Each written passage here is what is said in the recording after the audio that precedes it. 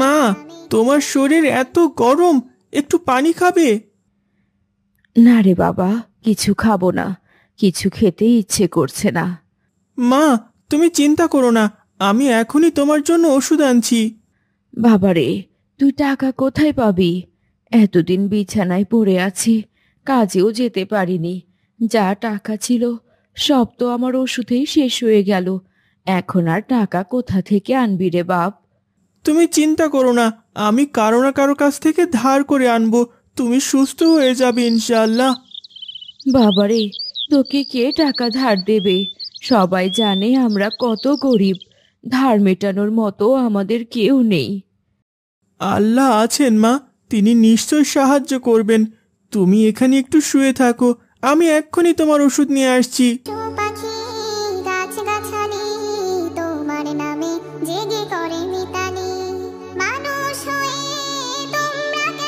হে আল্লাহ, ছেলেটা ওর বাবাকে ছোটবেলায় হারিয়েছে। এ বেলাতেও যদি আমিও ওকে ছেড়ে চলে যাই, ওর কি হবে? হে পরওয়ারদিগার, তুমি আমার ছেলেটাকে নিজের হেফাজতে রেখো।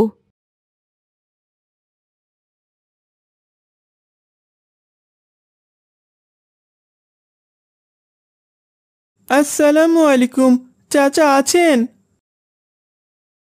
কে রে? ও আব্দুল্লাহ, তুই? কি দরকার? চাচা, মা খুব অসুস্থ, জ্বরটা অনেক বেড়ে গেছে। ঘরে ওষুধ কেনার মতো টাকাও নেই। আপনি একটু টাকা দিন না চাচা। আবার টাকা? তোর মার কাছে তো আগেই অনেক ধার পড়ে আছে, প্রতিবারই দিচ্ছি দিচ্ছি বলে তারপর আর দেয়নি। চাচা, মা ভালো হয়ে গেলে আপনার সব ধার আমি কষ্ট করে কাজ করে শোধ করে দেব।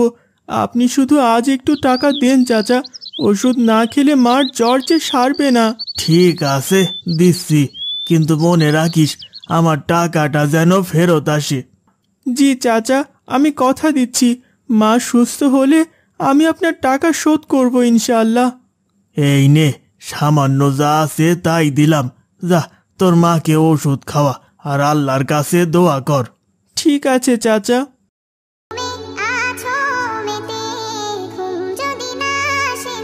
চাচার কাছ থেকে টাকা নিয়ে আব্দুল্লাহ ওষুধ কিনে বাড়ি ফেরে। মা, মা দেখো, তোমার জন্য ওষুধ নিয়ে এসেছি, তুমি খেয়ে নাও, তারপর একটু বিশ্রাম নাও। মা, মা, মা শুনছো? মা, আমি এসেছি মা, ওঠো মা। মা, মা, মা তুমি কথা বলছো না কেন? মা, মা, কথা বলো মা। যাই, একবার জায়দা চাচিকে ডেকে আনি। চাচি, চাচি বাড়িতে আছেন? আসিরে, কি হয়েছে তোর? চাচি, চাচি মা কথা বলছে না, আমি অনেক ডাকলাম কিন্তু কোনো সাড়া দেয় না। একটু আমার সঙ্গে চলুন না চাচি। আরে সে কি, চল চল দেখি কি হয়েছে।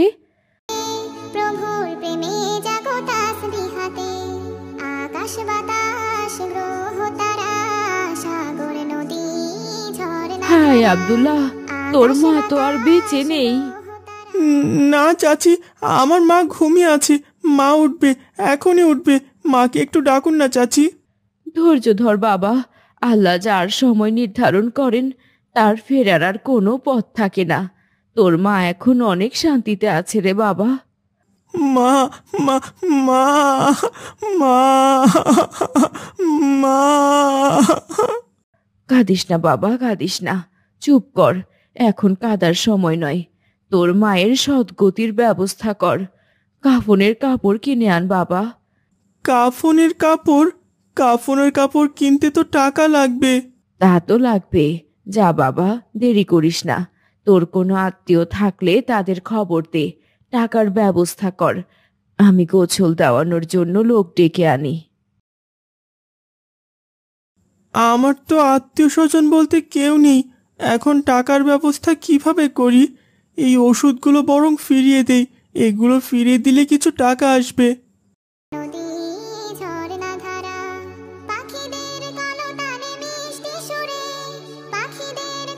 কি চাই? কি ওষুধ লাগবে বলো? আমার কোনো ওষুধ লাগবে না কাকা। তাহলে কি চাই তোমার, বলো। কালকে আমি এই ওষুধগুলো নিয়ে গিয়েছিলাম মায়ের জন্য, এগুলো আর দরকার নেই। দরকার নেই তো আমি কি করব? এই ওষুধগুলো ফিরিয়ে নিন আর আমায় আমার টাকাটা দিন। পাগল হয়েছো নাকি? বিক্রি করা জিনিস আমি আবার ফেরত নেব? এই ওষুধগুলো আমি মায়ের জন্য নিয়ে গিয়েছিলাম, এখন এই ওষুধগুলো আমার প্রয়োজন নেই। আপনি আমাকে দয়া করে টাকাটা ফিরিয়ে দিন। দোকানের বিক্রি করা জিনিস ফেরত নেওয়া হয় না। তোমার এই কাটা ওষুধগুলো আর কে নেবে? যাও এখান থেকে। আমার টাকাটা খুব প্রয়োজন, আমাকে টাকাটা দিন দয়া করে। মায়ের ওষুধ বিক্রি করে টাকা চাচ্ছ? যাও মাকে গিয়ে ওষুধ দাও। এখান থেকে যাও বলছি। বেশি ঝামেলা করো না, ঝামেলা করলে কিন্তু তাড়িয়ে দেব। আমার মা নেই, আমার মা চলে গেছে। আরে এই ছেলে বোধহয় পাগল। একবার বলছে মা নেই, আবার মায়ের জন্য ওষুধ নিয়ে যাচ্ছে। এই ছেলে, ভাগো তো এখান থেকে, ভাগো।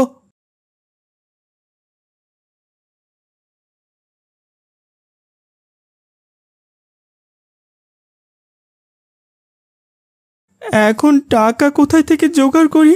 এই ওষুধগুলো তো দোকানদার আর ফিরিয়ে নিল না। একটাবার চাচার কাছে গিয়ে দেখি, মায়ের কথা শুনে যদি আমাকে আর কয়টা টাকা ধার দেয়।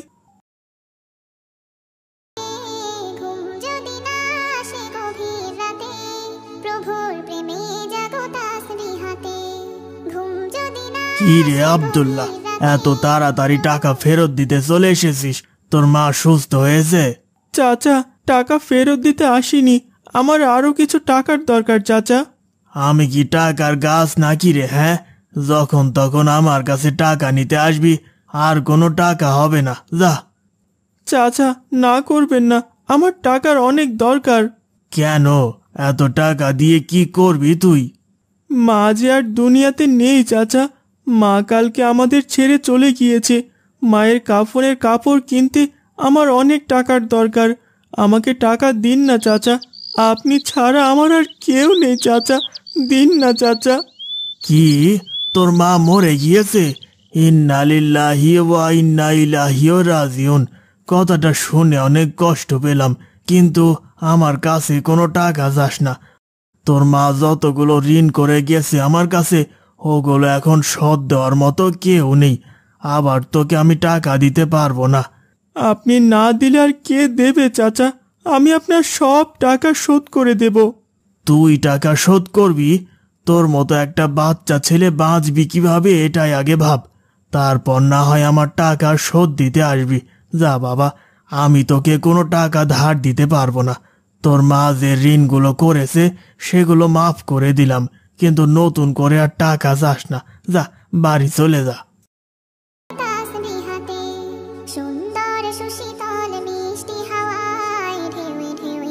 কোথাও টাকা না পেয়ে আব্দুল্লাহ ভাবে সে ভিক্ষা করবে, তাই সে রাস্তায় ভিক্ষা করতে বেরিয়ে পড়ে। ভাই, আমাকে কয়টা টাকা ভিক্ষা দেবেন? তোমার পোশাক আশাক দেখে তো মনে হচ্ছে বেশ ভদ্র ঘরের ছেলে, তুমি ভিক্ষে করছো কেন? আমার মা মরে আছে বাসায়, কাফন কেনার টাকাও নেই। আহারে, এই নাও 20 টাকা। এই 20 টাকা দিয়ে আমার কি হবে? 20 টাকা দিয়ে তো কাপড় কিনতে পারবো না, অন্তত 200-300 দিন। যা দিচ্ছি তাই নাও। তুমি ভিক্ষে করতে এসেছো নাকি ডাকাতি করতে এসেছো? বুঝেছি, নেশা করার টাকা পাচ্ছ না, তাই এইভাবে ভিক্ষে করে নেশার টাকা জোগাড় করছো। না না, ছি ছি ছি, আমার মা সত্যি বাসায় পড়ে আছে, আমাকে বেশি করে টাকা দিন, না হলে যে মায়ের লাশ বাড়িতেই পড়ে থাকবে, কাপড় কিনতে পারবো না। এই ছেলে, বেশি চালাকি করো না, বেশি চালাকি করলে পুলিশে ধরিয়ে দেব, যাও এখান থেকে।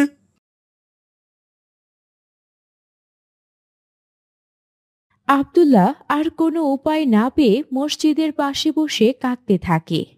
কি হয়েছে বাবা, কাঁদছো কেন? কেউ মেরেছে? না হুজুর, কেউ মারেনি। তাহলে কাঁদছো কেন? আমার মা কাল রাতে মারা গেছেন, কিন্তু কাফনের কাপড় কেনার মতো টাকা নেই। কত লোকের কাছে চাইলাম, কেউ দিল না, সবাই অপমান করে তাড়িয়ে দিল। আহারে, তোমার বাবা নেই? না, বাবা অনেক আগে মারা গেছেন। এতিম ছেলেটাকে কেউ সাহায্য করলো না? কি পামর, কি পাষাণ, তারা কি জানে না এতিমকে সাহায্য করা কত পুণ্যের।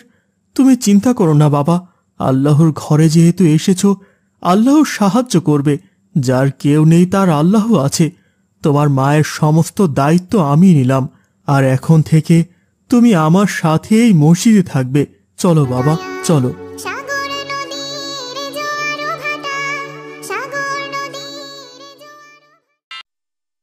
দৌড়ে দাঁড়িয়ে কুলসুম চোখের পানি ফেলছে। তাকে সান্ত্বনা দেওয়ার মতো আশেপাশে কেউই নেই। বেশ খানিকটা দূরে কয়েকজন লোক এক মৃত ব্যক্তির দাফন করছে। সে আর কেউ না, কুলসুমের মা। দাফন করার শেষ পর্যায়ে ঝিরিঝিরি বৃষ্টি পড়তে শুরু করেছে। আরে আরে, একে মাটি দিতে এসে দেখি নিজেদের হাল বেহাল হচ্ছে। যা হয়েছে হয়েছে, চল তো, চল সবাই এখান থেকে, চল। হ্যাঁ হ্যাঁ, তাই চল, তাই চল।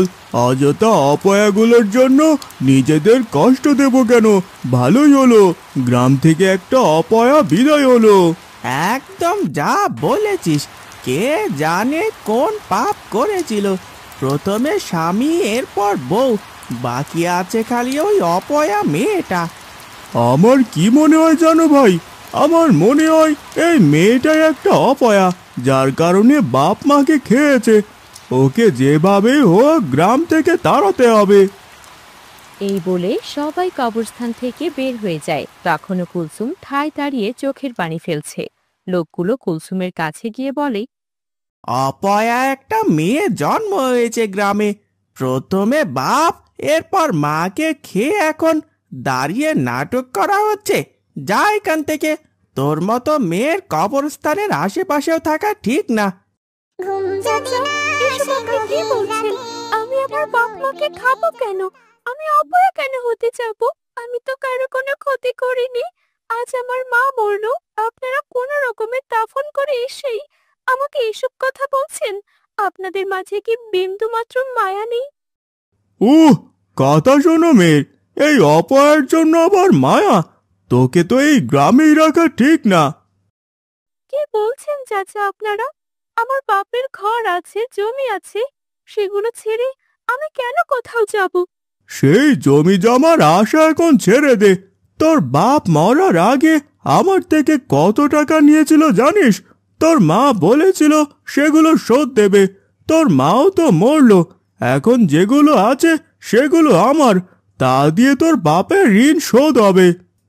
ঠিক তখনই খুব জোরে বৃষ্টি শুরু হয়, আর তারা সবাই কুলসুমকে একা রেখে সেখান থেকে চলে যায়।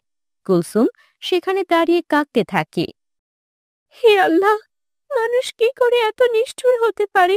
কি করে পারে একটা অভাগী মেয়ের সাথে এমনটা করতে? আল্লাহ, তুমি তাদের বিচার করো। ইস, কি জোরে বৃষ্টি আসলো! মা, ও মা, আমার ডাক তুমি শুনতে পারছো?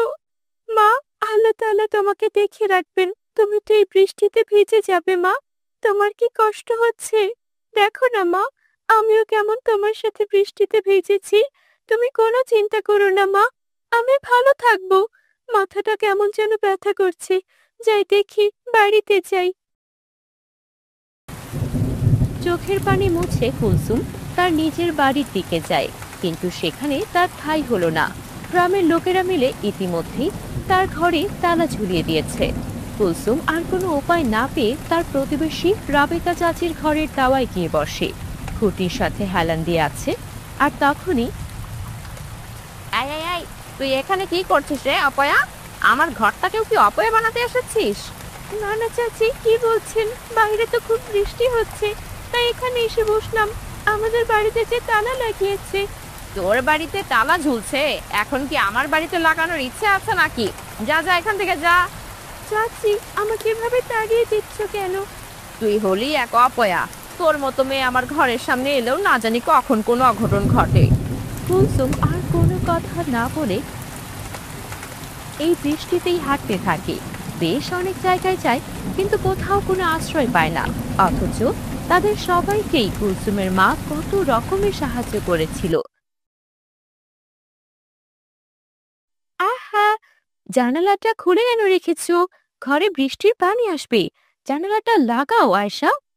আম্মা, আব্বু যে এখনো এলো না। কত জোরে বৃষ্টি হচ্ছে সেই সকাল থেকে। কে জানে তোমার আব্বু আবার কোথাও কোনো কাজে আটকে গেছে। ইস, কি জোরে বৃষ্টি হচ্ছে, দেখো তো, আবার ভিজে না যায়। আল্লাহর কাছে দোয়া করো যেন তোমার আব্বু ঠিকভাবে ফিরতে পারে। ধুর, নামাজ শেষ করে বের হতে না হতে বৃষ্টি এলো। কি করি এখন? কি করে বাড়ি যাই? কি হলো কাকা, ছাতা আনেননি সাথে? না রে বাপ, কে জানে এরকম বৃষ্টি হবে। এখন কি যে করি, বাড়িও ফিরতে হবে।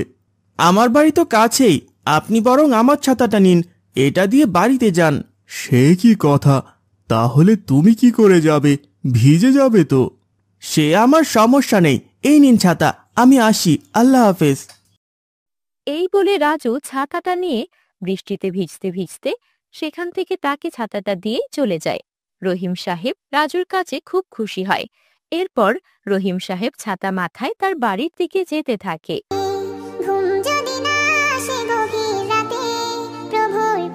হঠাৎ তার চোখ আটকে যায় একটা গাছের গোড়ায়।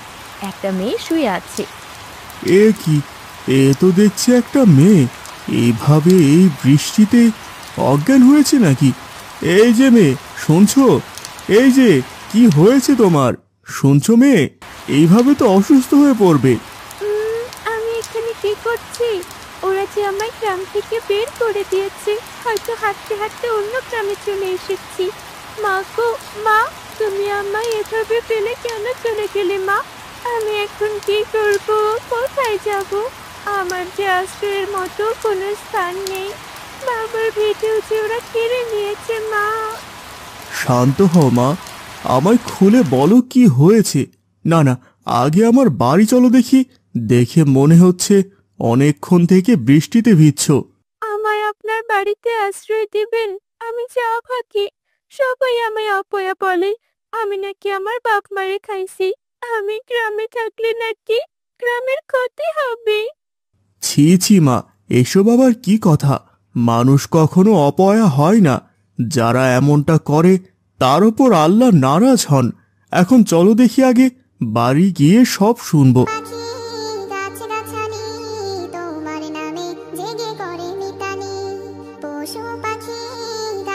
রহিম সাহেব কুলসুমকে বাড়িতে নিয়ে যায়। কুলসুমকে ভেজা দেখেই আয়েশা দৌড়ে গিয়ে একটা তোয়ালে এনে তাকে দেয়। আসসালামু আলাইকুম আপু, আপনি অনেক ভেজে গেছেন, আগে গা মুছে নিন, না হয়তো জ্বর বাঁধবে। কি গো, কি গো, আর এভাবে ভিজে আছে কেন? চাচ্ছি, আমি কুলসুম। আসলে গতকাল আমার মা মারা গেছেন, এর আগে আমার বাবা মারা গেছেন। গ্রামের লোকেরা আমায় গ্রাম থেকে বের করে দিয়েছেন, তাই হাঁটতে হাঁটতে এই গ্রামে চলে আসি। আর এক পর্যায়ে জ্ঞান হারাই। চাচা খুবই ভালো মানুষ, আমার এমন অবস্থা দেখে আমায় আপনাদের বাড়িতে নিয়ে এলেন। ইন্নালিল্লাহ, তোমার বাবা মা মারা গেছেন আর তারা তোমায় গ্রাম থেকে বের করে দিল? তোমার বাবার বাড়ি নেই? ছিল, কিন্তু সেটাও তারা কেড়ে নিয়েছে। আমি নাকি অপয়া, আমার জন্য নাকি আমার বাপ মা মরেছে। বিশ্বাস করুন, এতে আমার কোনো দোষ নেই। মানুষ কত জঘন্য হতে পারে, আর আমরা কিনা বলি মানুষই সৃষ্টির সেরা। ভাবতেও অবাক লাগছে, তারা কি করে পারলো এই কাজ। জানেন চাচি, এই বৃষ্টিতে আমি গ্রামের কত জনের কাছে আশ্রয় চেয়েছি, কেউ আমায় আশ্রয় দেয়নি, বরং কত বাজে বাজে কথা বলে গ্রাম ছাড়া করলো। এখন আর কেঁদো না তো মা, আল্লাহ যা করেন ভালোর জন্যই করেন। হয়তো সেই গ্রামে থাকলে তোমার কোনো বিপদ হতো। এসব নিয়ে আর ভেবো না। এসো আগে আমার এই জামাটা পরে ফ্রেশ হয়ে খেয়ে নাও। তোমার চাচা বৃষ্টি কমলে তোমায় নতুন জামা এনে দেবে। নতুন জামা মানে? চাচি আমায় নতুন জামা কেন এনে দেবেন চাচি? কেন এনে দেব না? আমরা কি তোমার বাবা মার মতো নয়? শোনো, আজ থেকে তুমিও আমার মেয়ে। তুমি আমার বাড়িতেই থাকবে, তোমার দেখাশোনা আমরা করব। এই তো, আর কিছুদিন পরেই তোমার বিয়ে দিয়ে দেব। কি বলো আমেনা? হ্যাঁ, আমাদের মেয়েও তো বড় হয়েছে, তাই না? আচ্ছা, তোমার নাম কি আপু? আজ থেকে তো আমি তোমার ছোট্ট বোন। কুলসুম, আমার নাম কুলসুম। আল্লাহ আমার কাছ থেকে আমার বাবা মাকে কেড়ে নিয়ে আরেক মা বাবা দিলেন। হে আল্লাহ, তুমি অসীম, তোমার তুলনা হয় না। চাচা চাচি, আপনারা সত্যি খুব ভালো। আরে আমার লক্ষ্মী আদরের ছোট বোন, যাও মা, ফ্রেশ হয়ে নাও, আর কষ্ট পেও না। হ্যাঁ আপু, চলো, আমি তোমায় সব কিচ্ছু দেখিয়ে দিচ্ছি। আয়শা কুলসুমকে নিয়ে যায়। আল্লাহ কখনো তার বান্দার সঙ্গ ছাড়েন না। কিছু সময়ের জন্য হয়তো আল্লাহ পরীক্ষা নেন, তবে শেষমেশ তার জন্য যা রাখেন তা হলো আল্লাহর শ্রেষ্ঠ উপহার। মা, আমার লাটিমটা কোথায় রেখেছো বলো তো? তোর টেবিলের ওপর রাখা আছে। মা, আমি বাইরে খেলতে যাচ্ছি। আরে মাত্র তো স্কুল থেকে ফিরলি, এখনই খেলতে যাবি? হ্যাঁ মা, আমার বাড়িতে একদম ভালো লাগছে না, আমি বাইরে খেলতে গেলাম। আচ্ছা যা, কিন্তু তাড়াতাড়ি ফিরে আসিস, সন্ধে করিস না, আর একা একা খেলিস না কোথাও। একা কেন খেলবো? আমি তো হামজাকে ডাকতে যাচ্ছি, হামজাকে নিয়ে খেলতে যাব। ঠিক আছে, সাবধানে যা। রিয়াজ বাড়ি থেকে বেরিয়ে হামজাকে ডাকতে যায়। এই হামজা, বাড়িতে আছিস? কে, রিয়াজ নাকি? ভেতরে আয়, ভেতরে আয়। আরে, তোর কি হয়েছে? তুই শুয়ে আছিস কেন? আমাকে তুই খেলতে নিয়ে যাবি না? আমার শরীরটা একদম ভালো নেই রে। কেন, কি হয়েছে তোর? তুই আজকে স্কুলেও তো যাসনি। আমার জ্বর এসেছে। ও, তার মানে তুই আজকে খেলতে যেতে পারবি না, তাই না? না রে রিয়াজ, তুই আজকে চলে যা, আমরা না হয় কাল খেলবো। কি আর করার, তুই তাড়াতাড়ি সুস্থ হয়ে নে। একা একা খেলতে আমার একটুও ভালো লাগে না। আচ্ছা, ঠিক আছে। রিয়াজ হামজাদের বাড়ি থেকে বের হয়ে একা একা হাঁটতে থাকে। ধুর, আজকে কেউ খেলতে আসলো না। বিকেলটা আজ কেমন যেন মিনমিনে হয়ে থাকবে। আমি বরং একা একা খেলি। এই জায়গাটা বেশ ভালো লাগছে। এখানে একটু লাটিম খেলে দেখি কেমন লাগে। রিয়াজ লাঠিম খেলতে থাকে। খেলতে খেলতে এক পর্যায়ে রিয়াজের লাঠিম একটা খাদে পড়ে যায়। এই রে, যা, লাটিমটা খাদে পড়ে গেল। একটা মাত্রই লাটিম আমার। ধুর, এটাকে এখন তুলতে হবে। আজকের দিনটাই ভালো না। রিয়াজ লাঠিম তোলার জন্য খাদে নামে। আরে, কোথায় পড়লো লাটিমটা? খুঁজেই তো পাচ্ছি না। কোথায় গেল? ওই তো, ওখানে পড়ে আছে। রিয়াজ লাঠিম হাতে নিতেই দেখতে পায় সেখানে একটা পাইপ। আরে, এটা আবার কিসের পাইপ? দেখতে কেমন যেন লাগছে। এটাকে কি আমি একবার ছুঁয়ে দেখব? কিন্তু কোনো বিপদ হবে না তো? ধুর, কি আবার বিপদ হবে? একটু দেখি এটা কি জিনিস। রিয়াজ পাইপটা খুলতেই সেখান থেকে পেট্রোল বেরিয়ে আসে। আরে রে রে, এগুলো কি বের হচ্ছে? এই জিনিসগুলো আবার কি? একটা কাজ করি, এখান থেকে এই কৌটোটায় এগুলো নিয়ে বাড়িতে নিয়ে যাই। বাড়িতে নিয়ে গিয়ে গবেষণা করে দেখব এগুলো আসলে কি জিনিস। রিয়াজ পাশে থাকা একটা কৌটোয় কিছু পেট্রোল নিয়ে নেয় এবং বাড়ির দিকে হাঁটা শুরু করে। এই জিনিসগুলো বাড়িতে নিয়ে গেলে মা নিশ্চয় আমাকে বকবে। কেমন কালো কালো গন্ধওয়ালা, বাসার ভেতরে ঢুকতেই দেবে না মা। কিন্তু এগুলো কি, তা তো খুব জানার ইচ্ছে করছে। আচ্ছা, হাকিম কাকাকে জিজ্ঞেস করলে খুব ভালো হবে। বাজারের দিকে যেতে হবে আমাকে। বাজারে গিয়ে হাকিম কাকাকে বলবো এগুলো কি, নিশ্চয়ই উনি জানবেন। রিয়াজ তেলের কৌটো নিয়ে বাজারের দিকে যায়। হাকিম কাকার দোকানে গিয়ে হাকিম কাকাকে বলে, আসসালামু আলাইকুম হাকিম কাকা। ওয়ালাইকুম আসসালাম। কি খবর রিয়াজ? আলহামদুলিল্লাহ। তুই কিছু নিতে এসেছিস? কিছু লাগবে তোর? না কাকা, আমি আপনাকে একটা জিনিস দেখাতে এসেছি। দেখুন তো এগুলো কি, বলতে পারেন কি না? দাও তো দেখি।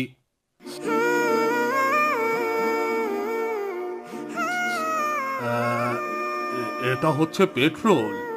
তুমি এটা কোথায় পেলে? আসলে আমি কোথাও পাইনি, বাড়িতে ছিল। তাই নাকি? এগুলোর তো অনেক দাম। তুই বেচতে এসেছিস নাকি রে? হ্যাঁ, আমি বেচতে এসেছি, মা আমাকে পাঠিয়ে দিয়েছেন।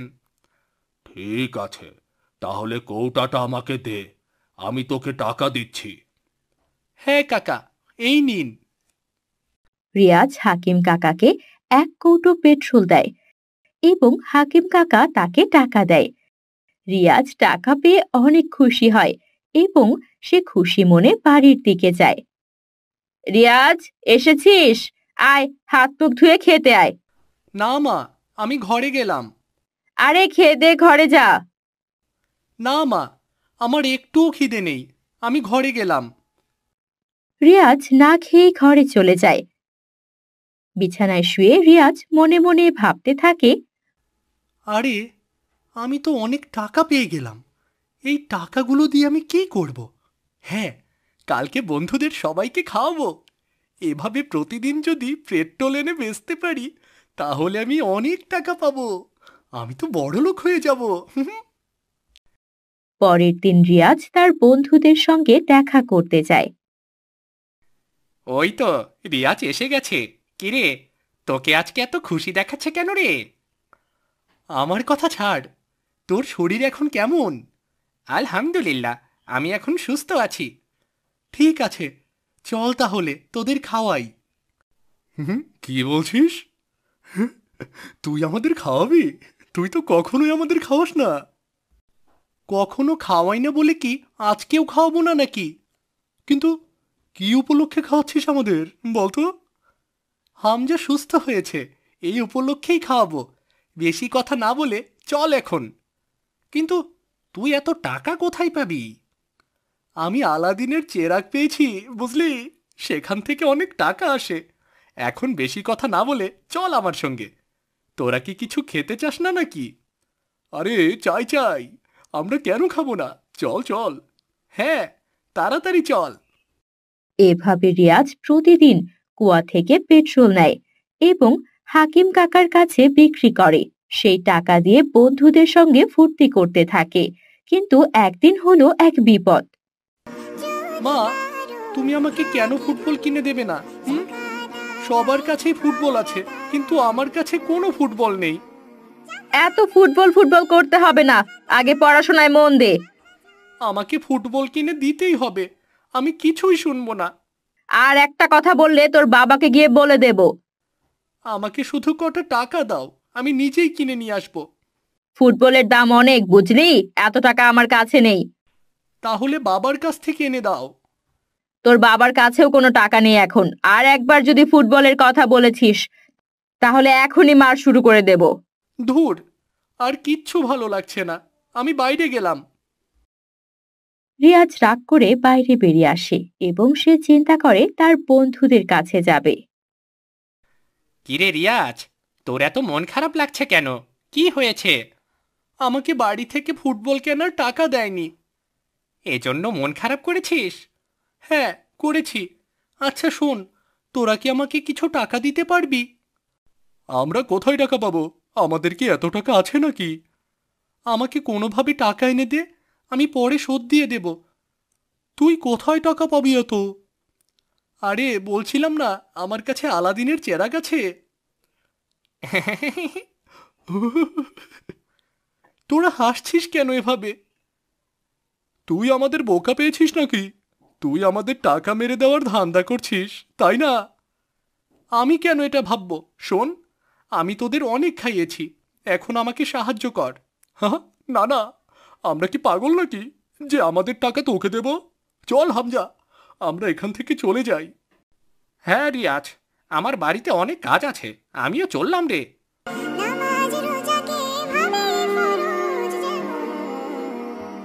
আমার বিপদের সময় কেউ আমাকে সাহায্য করলো না। এক কাজ করি, হাকিম কাকার কাছে যাই, কিছু পেট্রোল নিয়ে যাই। রিয়াজ আবার কিছু পেট্রোল নিয়ে হাকিম কাকার কাছে যায় বিক্রি করতে। কাকা, আজকে একটু বেশি করে দিন। কি বেশি করে দেব? তুই যে পেট্রোল দিয়েছিস তার দামই তো দেব নাকি?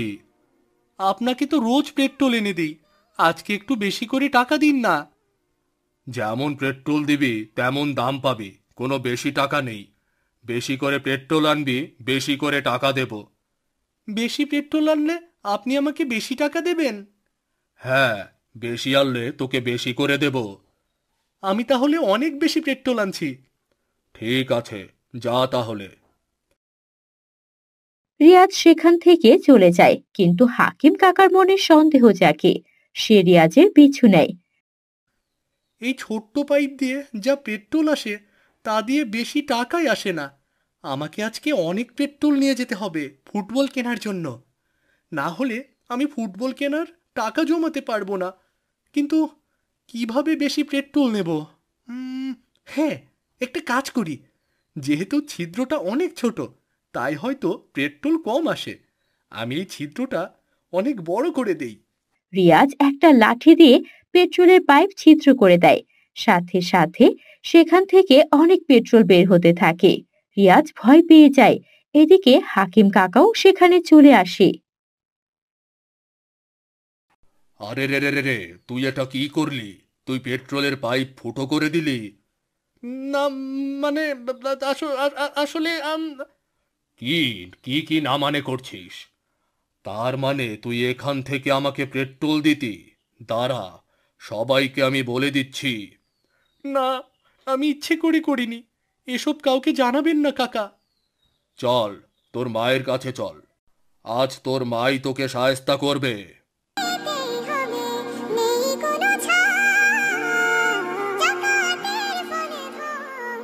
হাকিম কাকা রিয়াজকে তার মায়ের কাছে নিয়ে যায় এবং তার মাকে সব ঘটনা খুলে বলে। আমি যা শুনছি তা কি সত্যি? রিয়াজ, তুমি এই ভুলটা করেছো? হ্যাঁ মা, আমি আসলে বুঝতে পারিনি মা। তোমার এটা করা একদম উচিত হয়নি। প্রথম দিনে এই ভুল না হয় করেছো, কিন্তু তারপর অনবরত কেন একই ভুল করেছো? আমি অনেক লোভে পড়ে গিয়েছিলাম মা, তাই ফুটো করে দিয়েছি। অনেক পেট্রোল পাওয়ার আশায় মা। তুমি কি তোমার ভুল বুঝতে পেরেছো? হ্যাঁ মা, আমি আমার ভুল বুঝতে পেরেছি।